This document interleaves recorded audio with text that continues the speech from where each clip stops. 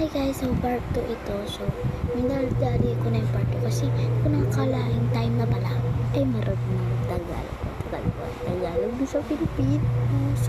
So, parang talaga ako kasi minsan ako. Tsaka, half American ako. Yes, umitim lang ako dahil sa school yun.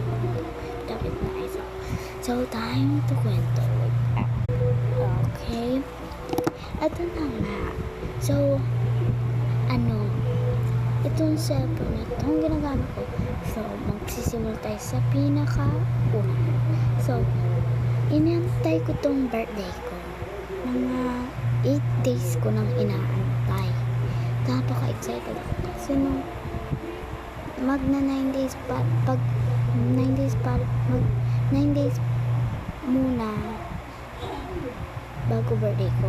Sabi naman ng mama ko na may surprise na. Kaya, madali na ako malamang. Tapos, kaya na bukasan, ay nung birthday ko. Birthday ko pala ay March 25. Yes. Kahapon na tatlo lang birthday ko. So, lang nakakalipas na yung birthday ko. Tapos, inopen ko na wala pang bisita. Nagluluto pala ay magpapaluto. Sabi ng mga mama ko, pwede ko na daw buksan. So, ayan, binuksan ko. Magpupunta kami sa labas para ano daw reaction ko sa gato nga yun nangyari.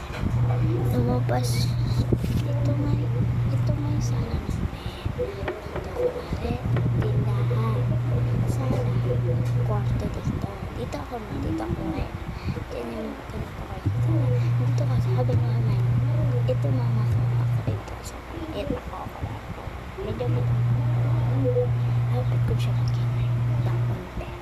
So, kami, mama, bumulong ko. Sabi ko, mama, butsak ko na yung kasi sabi ko sa mami ako butsak pag nandito na makabisita sila pinsan ko. Tapos sabi ko, sige. Tapos sabi ko, nagbago isip ko, butsak ko na. Sabi ko, pumunta kami sa likod. Dito ako. Sabi ko ba, tindahan, sala, kwarto, kusina. So, ito, kusina. Ano kami dito, kusina.